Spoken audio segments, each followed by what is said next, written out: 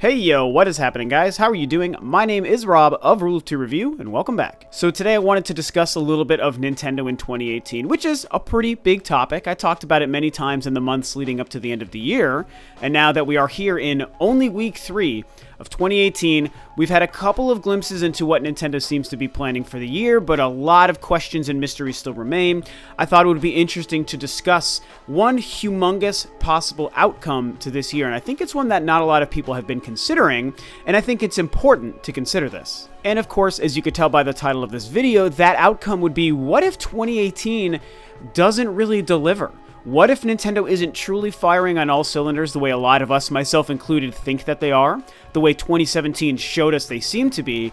Maybe they won't be able to emulate even half of the amazing library and success that they did in 2017, whether we're talking first-party or third-party games. I would say indie, but I think we've already seen enough confirmation that the indie game library is probably still going to be fantastic throughout 2018. But again, stepping away from that and looking more at the physical releases, and again, like I said, stuff from Nintendo, stuff from other companies, there's a possibility that right now, while a lot of mysteries still remain, that maybe we don't see enough of these huge titles and projects from Nintendo and some of these other ports we might want come to the Switch that a lot of us think probably will still happen. And if that's the case, if this year doesn't really truly deliver the way a lot of us expect it to, if it comes nowhere close to emulating what 2017 was, what could that possibly mean for Nintendo and the Switch's future? Now, again, a very important preface I'm going to give you guys before I dive a little bit deeper into this, and I know a lot of people are really sensitive on the internet, in the gaming community, and especially amongst Nintendo, so I want you to hear this before I go into this, and it's crazy that it's important that I do this, but I feel that it's important that I do this. I personally don't think that Nintendo is going to have a bad 2018. I've said it many times in the last few months. I am maintaining that still today. I think we are going to get a lot more surprises, some fantastic reveals, some of their hugest games, some great ports from other third-party companies. I expect 2018 to be great. Do I think it has a chance of being as good as 2017? No, not really. That is a very, very slim chance that they could possibly do what they did last year.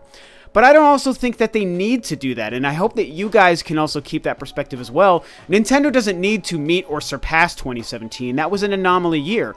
All they have to do is have a great 2018 in and of itself, and I think that they will. Reminder guys, I think that they will. But the smart and mature and adult thing to be able to do is to also discuss the alternative, because none of us truly know.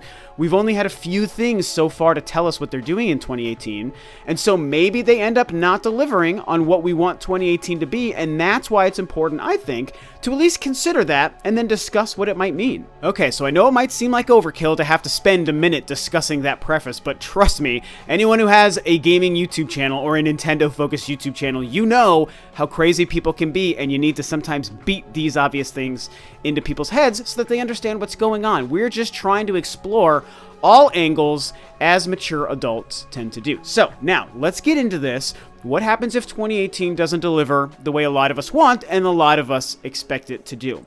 So we've had only a couple of things come from Nintendo officially so far in 2018. Again, only week 3. We are 22 days into the year as of the recording of this video, so not a lot of time has passed. But they've given us that Nintendo Direct Mini, very famously. And then the big thing that happened just last week was the reveal of Nintendo Labo. So we've got a couple of key things that Nintendo has already told us about the year. The Nintendo Direct Mini, maybe not the huge bombshell amazing Nintendo Direct everyone wanted, with Metroid Prime 4 and Pokemon coming this year. Here's Bayonetta 3, here's Bayonetta 4, here's 3 Fire Emblem games, and here's a brand new Smash 5 and Mario Kart 9. Like, everyone wanted all of those things in one Direct. Turns out, Nintendo's not ready to give us that info yet. They gave us the Nintendo Direct Mini that I think, while not incredible, was still very solid and gave us a good idea of some of the smaller mid-tier things they plan on delivering in the first half of the year, basically leading up until E3. We're getting a new Kirby game, we're getting Dark Souls Remastered, which is absolutely huge, we're getting a port of The World Ends With You from the DS, we're getting a brand new Mario Tennis game, a couple of other things. That's great. We have some understanding of a couple of key things that are happening. Nothing major, nothing that is going to move consoles like crazy, but it's still some pretty cool stuff. But of course, through that, there's a lot of stuff missing. Some of the stuff I was even just joking about, like, where is Metroid? Where is Pokemon? Two games that you guys know I feel will be 2019 anyway. Where is Fire Emblem? Where is Yoshi? Wolfenstein 2 is a huge, very important third-party port that we know is coming, and we didn't hear from it at all. And I thoroughly expected to hear about that game in January and get the release date and learn that it's probably going to be pretty soon. I think March or February is a great time to release Wolfenstein 2, and that game has been completely absent so far. Although today, Bethesda and Panic Button did tweet out that they confirmed still working very hard at Wolfenstein 2 for the Nintendo Switch, and they are going to be revealing info very soon. So we did at least get that, so it's not like that game was mysteriously canceled. That's really great. But all those other big things are still absent. We don't know what's happening with Retro's game. We don't know if there's any other new IPs or any other new surprises. Is an F-Zero or a Star Fox or some weird, huge title going to be announced? And with that, you start to say, okay, well, you know, Nintendo got a lot of their biggest and best IPs out in 2017. That's why it was so fantastic. So it's extremely unlikely we're going to get another Zelda this year, or another Mario this year, or another Splatoon this year, or ARMS 2, the sequel this year, or another Xenoblade huge monolith RPG kind of game. Like, we're obviously not going to get those things off in the year. So we can check all of those huge franchises right off the list for 2018. Maybe we're going to see Smash Brothers, maybe we're going to see Mario Kart, but what if we don't see any of these big titles that I'm talking about? What if by the time they actually reveal some of these titles, they are mostly planned for 2019? Or what if we're only going to get one or two of those? What if we get just Metroid and we get Fire Emblem and that's it from Nintendo, and then we get maybe one or two other decent-sized third-party ports? Even if we get another huge one like the rumored Grand Theft Auto 5, let's say that's the one other huge port we get this year, and a couple of smaller mid-tier things from Ubisoft and Square, for example. Does that give us a 2018 that feels like an amazing follow-up to 2017? Personally, although I would be very satisfied with all that and I would play most of those games, I don't think it kind of bumps itself into the high-tier echelon of incredible software lineups like 2017 was. And so regardless of all the examples, if we break it down to the bare essentials of what I'm getting at here, which is just what if we get a mediocre to not impressive 2018 for the Nintendo Switch? Is that going to hurt the Switch? Is that going to kill its momentum? Is it going to be an extremely negative thing? And I mean, honestly, you guys, it could go either way, if we're going to be really honest. I think what happens at that point, if in fact we see a 2018 that's not exciting, and we only get a couple of these games we know about, Yoshi, Kirby, Fire Emblem, maybe one more Nintendo IP, and then two or three okay-sized third-party ports, if that's the bulk of 2018, then I think what happens is it depends on 2019. One thing that's going to happen is it's very unlikely that Nintendo's going to sell its 20 million that it's projected to do. And there's obviously Nintendo Labo we're going to have to talk about in a minute. But if Nintendo's projecting 20 million units and they only have that to serve us as far as actual software, that's not very likely. And then it comes to 2019 to show us, okay, Nintendo can probably still sustain a very successful year in 2018 if, in fact, it's only mediocre. I'm sure they can still have a really solid sales year for 2018, even if it doesn't smash all these records like they're wanting. And so 2019 then is tasked with picking up the pieces. And if 2019 does pick up the pieces of a mediocre 2018, then yeah, I think Nintendo is completely fine. I think the Switch is fine, and maybe they sold 15 million in their first fiscal year, and then they have a mediocre or an unexciting 2018, so maybe they sell only another 10 or 11 million as opposed to 20. Okay, that's still a really solid year and more than the Wii U ever did. So going into 2019, if they pick those pieces up, that's when Metroid comes out, that's when Pokemon comes out, that's when Smash Brothers comes out, that's when Animal Crossing comes out, and then that's also when all the third parties who are playing catch-up right now start to release all of their fantastic games. Yeah, Nintendo and the Switch will continue to do gangbusters and be an incredible hit. But if we had some weird scenario, which in no way do I actually believe in, you guys, but if we had a weird scenario where 2019 was also kind of a middling, meandering, not exciting year, coming off of a similar 2018, then sure, we would start to see declining interest and success in the Nintendo Switch. However, let's pick this back up at the end and end on a really positive note that shows why really I don't think any of us should expect this. Two major things. One, I just touched on. Nintendo is expecting and planning to sell 20 million units for the second year. That's their projection from Kimishima himself. Yeah, if they're projecting that, then Nintendo already knows they have some amazing things to give us, to still reveal to us. Maybe I am so very wrong, and a Metroid does come out this year. Animal Crossing is my dark horse game. Maybe that's planned for this year. Maybe Smash or Mario Kart also comes out. I mean, if Nintendo is still planning these surprises they haven't given us yet, then suddenly that 20 million projection starts to come into focus, and it's like, okay, they're not just pulling 20 million units out of their ass. They know they've got the software and the ideas to back up that projection. So I'm sure that we can put faith in the fact that they're projecting 20 million because they know they have stuff to get us excited and to keep 2018 rolling, even from third parties as well.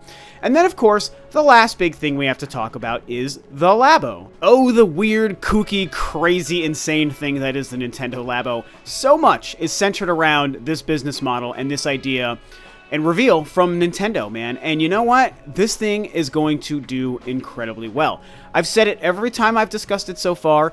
I myself am not personally interested in it. I cannot imagine a world where I would buy at least these first two sets that are going to launch in April. But that doesn't mean I can't see it for the fantastic idea it is. And obviously the success that this is going to give Nintendo is very apparent. The two sets shot to number 1 and 2 on Amazon pre-orders. Nintendo's stock went to a 10-year high following the 24 hours after it was revealed. Not everyone, most people are talking very positively about it. Everyone who has kids and who's a gamer wants this thing.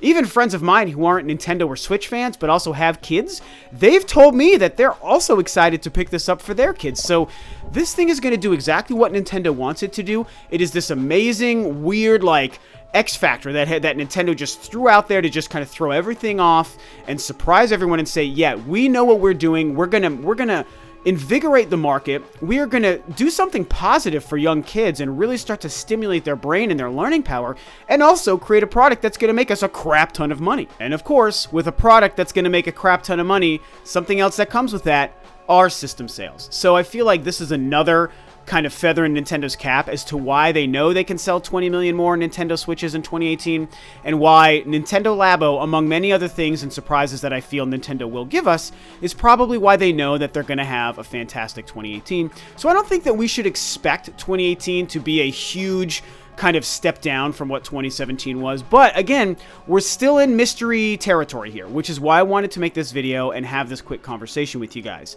Sure, I believe we're going to get all these great things. Nintendo has confidence. Nintendo reveals the Labo. There's reason to believe 2018 is going to be still very good, even though likely not anywhere near as good as 2017. And that's okay, you know? But hey, what if that doesn't happen? That's the point of this conversation. Maybe we don't get anything more than a couple of other small reveals, and all we have is everything Nintendo showed us in that mini direct. We have Nintendo Labo, 1 or 2 other reveals we haven't heard from yet, and maybe that's it. And maybe 2018 really is a slow year. I don't think it's going to slow Nintendo down too much because, like I said, I put my faith in 2019 to pick up those pieces. But at the end of the day, in wrapping this video up and finally just ending it here, because I could go on about this forever, I ultimately feel 2018 is going to be just fine. This video isn't meant to give everyone a fear like, oh my gosh, Nintendo's going to have a bad year, or Rob thinks Nintendo's going to have a bad year. I don't think they're going to have a bad year, but while the possibility remains, while we still have very little info for what to expect throughout 2018, I think it was important to discuss because the Switch is a crazy anomaly for Nintendo and a crazy phenomenon right now. So any way the pendulum swings right now could have huge effects, and that's why I think it's interesting and fun to discuss it. So with that being said, I of course want to hear from you guys. Do you think Nintendo is going to have a fantastic 2018 as well? Do you think that there is a possibility that 2018 really doesn't deliver coming off of the success of 2017? And if that happens, if 2018 is a slow or an off year for Nintendo, what do you think that will mean for their success and the future of the Switch? Will it slow things down significantly, or will everything just turn out okay because Nintendo's marketing machine is just nailing it, and you think Nintendo Labo and a couple of other key titles will probably sustain most of the year? I want to hear your guys' opinion, because it could be the same as mine, or it could be entirely different. So, that is it for me today. Thanks, of course, as always, for tuning in, guys. This is Rob of Rule of Two Review, and I will catch you next time on another video.